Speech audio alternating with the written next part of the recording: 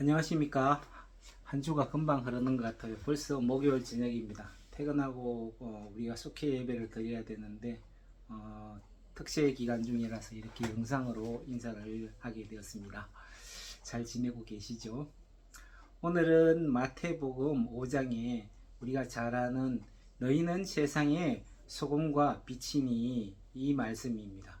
그래서 너희 착한 행실을 보고 사람들이 하나님께 영광을 돌리게 하라, 이런 말씀이 오늘 본문의 주제가 되겠습니다.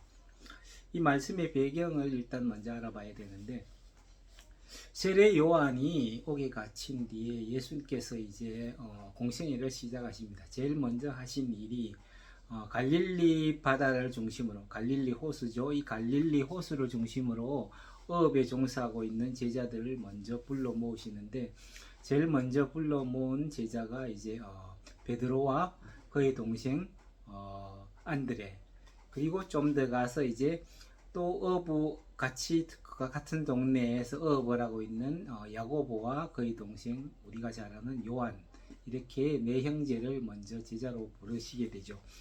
이 제자들을 데리고 이 갈릴리 주변으로 납달리와 이런 지방, 스불론 같은 지방으로 돌아다니시면서 복음을 전하고 병자를 고치시고 하는 사역을 하시게 되는데, 이러한 예수님의 소문을 듣고 삽시간에 온 유대에서 아픈 사람, 간질병이 있는 사람, 또 귀신 들린 사람, 이런 사람들이 구름과 같이 예수님께 몰려왔었습니다.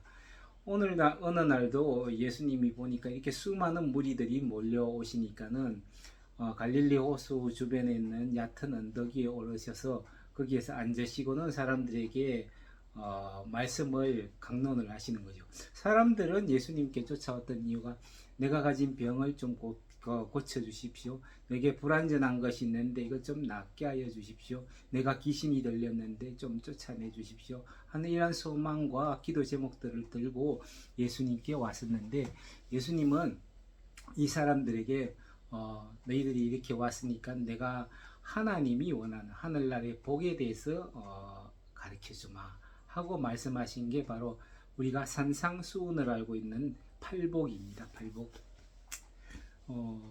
잘 아시는 게 뭔가 하면 그런 거죠.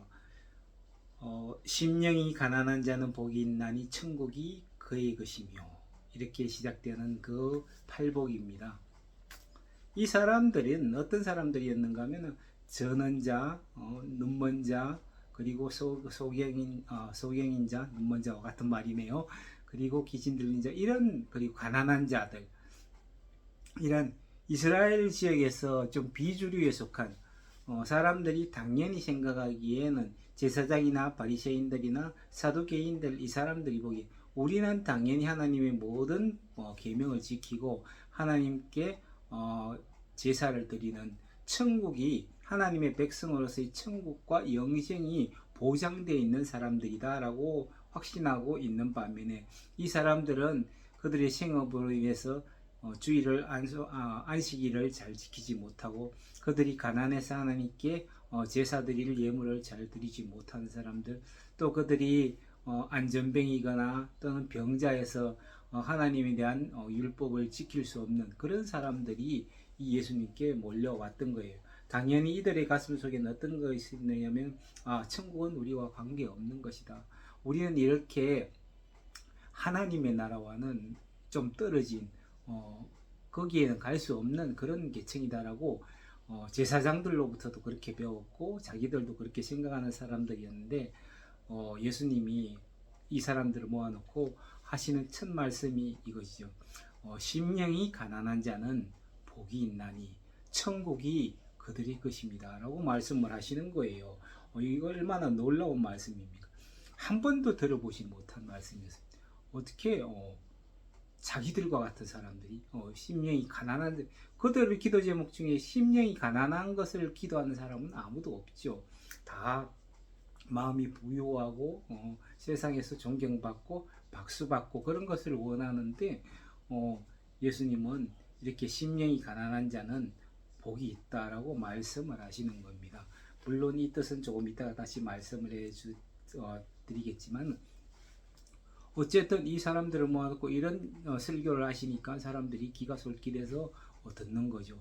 천국은 나와 관계 없다고 생각했었는데 천국이 나와 관계 있을 수도 있겠구나 라는 생각을 하기 시작했던 것입니다. 그래서 예수님의 말씀을 딱 들어보니까 어떤 건가 하면 심령이 가난하다라는 것은 우리가 아는 돈이 없어서 가난하다는 뜻이 아니고 내 마음이 영적인 상태가 가난하고 비고 갈고하는 갈급한 상태. 그러니까 내가 천국을 사모하는데 내 자신의 상태가 그렇지 못해서 천국을 갈급해하고 있는 이러한 상태. 이런 사람들에겐 복이 있다라고 말씀을 하시는 겁니다. 이런 사람들이 천국이 바로 천국에 갈 수 있고 천국을 소유할 수 있는 사람들이라고 말씀하십니다. 당연히 대제사장과 바리새인들과 당시의 상류층 사람들은 자기들이 천국에 갈 수 있고 천국의 시민이고 영생을 확보했고 보장된 사람들의 생각이지만 그들은 절대 하나님의 나라와 그들의 영적인 세계에서 하나님의 천국에 대해서 갈급해하지는 않았습니다. 왜냐하면 그들은 이미 선택받았고 내가 계명을 지키고 있으니까 당연히 천국은 나의 것이다 라고 믿었기 때문입니다. 어쨌든 두 번째 또 이 사람들에게 예수님이 말씀하시기를 애통하는 자는 복이 있나니 그들이 위로를 받을 것이다. 이 애통은 무엇일까요? 애통하는 자는 오늘날에는 하나님의 나라가 하나님의 천국이 하나님의 복음의 말씀이 없는 곳에 이 없는 상태가 너무 마음이 아파서 눈물을 흘리며 기도하는 자 이러한 상을 말하는데 이 애통하는 자 내가 복음이 없는 곳에 복음을 있게 하고 예배가 없는 곳에 예배가 있게 하는 이러한 상태를 내가 너무 갈급해서 이것을 두고 눈물을 흘리며 기도하는 것 이것이 바로 애통하는 상태라는 것입니다. 이러한 사람들에게 하나님의 위로가 전해진다고 예수님이 말씀하신 겁니다. 오늘 주제가 팔복이 아니기 때문에 나중에 기회가 있으면 팔복에 대해서 다시 말씀드리기로 하고 어쨌든 이런 말씀을 하시면서 예수님은 너희들이 바로 그런 복을 받은 사람들이다. 너희들이 바로 복 받은 자고 너희들이 이제 하나님의 백성으로서 너희들이 세상의 빛과 소금으로서 역할을 다 해야 한다. 만약 저들처럼 지금 예수님이 보시기에 그 당시에 예루살렘은 어둠이었고 당시에 하나님의 백성이라 믿는 그 종교 지도자들은 부패하고 정결하지 못했기 때문에 그런 사람들을 정결할 수 있게 하고 부패하지 않게 하는 것이 바로 소금의 역할이고 그런 사람들에게 하나님의 의를 비추는 것이 바로 빛의 역할인데 사람들이 잘못 알고 있었기 때문에 너희들이 이제 소금과 빛의 역할을 해서 사람들이 너희의 그 착한 행실을 보고 하나님께 영광을 돌리고 하나님의 백성이 되는 길을 너희가 보여주어라는 그런 내용을 담고 있습니다. 사실 우리가 알고 있는 복은 어떤 것인가 하면은 이 세상의 복이죠. 이 세상에서 내가 잘 먹고 또 이 세상에서 내가 부족함이 없고 이 세상에서 내가 스트레스 받지 않고 마음의 풍요한 영적인 풍부함을 느끼는 상태. 우리는 늘 이런 것을 기도하죠. 내 자신이 그렇게 하기를 원하고 내 가족과 내 사랑하는 사람들이 이 세상에서 내가 꾸어줄지언정 꾸지는 않는 풍요한 상태.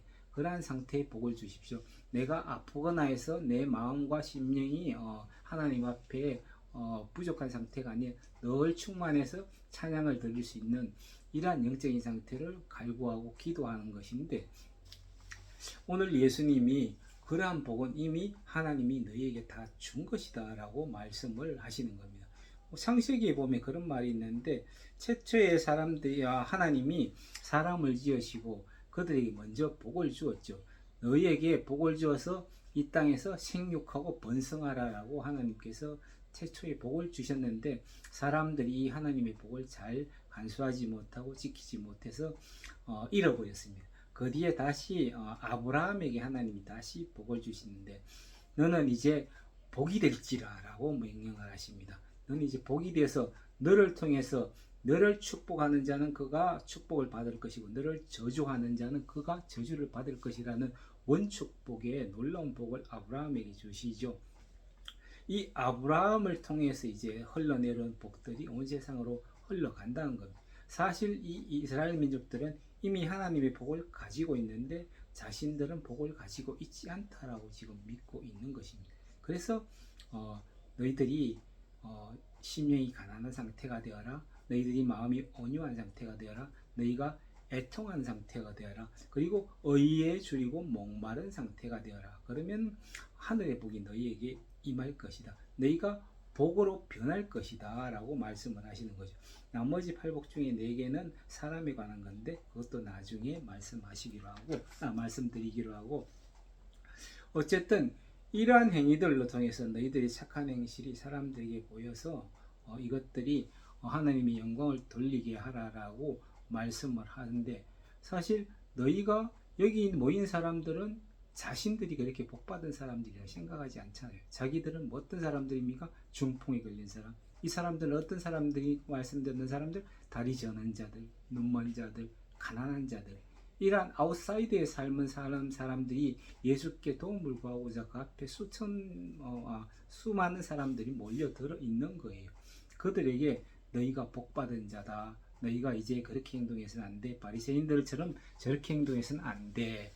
너희의 착한 행실을 보이고 세상의 빛과 소금으로서 역할을 하라 말씀하시니까 이 사람들이 사실 좀 혼란을 겪을 수 있겠죠. 머릿속으로 혼동스럽고. 그렇지만 예수님은 처음 봤을 때부터 너희가 하나님의 백성이고 너희가 이제 이 세상을 변혁시킬 주체다라고 선포하시고 이들에게 너희는 세상의 빛과 소금이니라고 해서 이미 너희가 복을 받았음을 알려주시는 겁니다. 그래서 너희가 소금이다. 소금이라는 거 말을 들으니까 또 생각나는데, 소금은 옛날에 굉장히 귀한 물건이었죠. 금과 같은. 그리고 당시에 군인들에게 이 소금을 월급으로 줬다 그러니까 솔저라는 말은 소금을 받는 사람들이란 라틴어 어원에서 기원했다고도 말하는 거죠. 어쨌든 이러한 당시의 소금들은 천일염 바다에서 구하기 어려워서 보통 암염이라고 해서 산에서 캔 것 좀 질 낮은 소금을 캐서 썼는데, 이 소금 중에서는 짠맛을 없는, 별로 짠맛이 나지 않은 소금들이 있었다는 겁니다. 이러한 소금, 짠맛이 나지 않는 소금들은 어디 쓰겠느냐? 버려서 사람들 발에 밟히게 하라 라고 하고, 또 빛입니다. 빛이. 너희가 빛이니 산 위에 있는 동네가 너희가 빛인 걸 알게 하라라고 또 말씀을 하시는데, 산 위에 있는 동네는 유대식 표현이겠죠. 당시에 유대에 있는 대부분의 도시들은 갈릴리호를 주변으로 해서 낮은 저지대에 있었고, 우리 성경엔 동네라고 표현한 점이 좀 재미있긴 한데 사실 히브리어 원문에는 산 위에 있는 도성, 도시라고 되어 있습니다. 폴리스. 그래서 이 산 위에 있는 도성, 산 위에 있는 도시는 그 당시에 사람들이 다 아는 바로 예루살렘입니다. 이 산 위에 있는 동네가 너희의 빛을, 너희가 보낸 이 비춰주는 착한 행실의 빛을 보고 그들이 하나님께 영광을 돌리게 하라라는 예수님의 말씀이 오늘 본문이 되겠습니다. 어쨌든 제가 이것저것 이야기를 주저없이 하느라고 뭔 이야기를 했는지 주제가 좀 왔다 갔다 하긴 하는데, 어쨌든 세상의 빛과 소금은 이러한 배경에서 이 팔복의 복을 다 이야기를 들은 사람들이 이제 알겠지. 예수님이 너희가 진짜 복받은 사람들이야.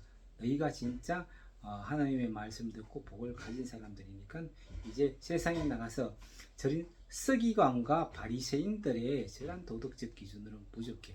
너희는 그러한 도덕적 기준으로는 천국에 갈 수 없으니까 이제 더 높은 도덕적 기준을 예수께서 알려주시며 너희가 그렇게 살아라 하는 게 오늘 말씀의 주제가 되겠습니다.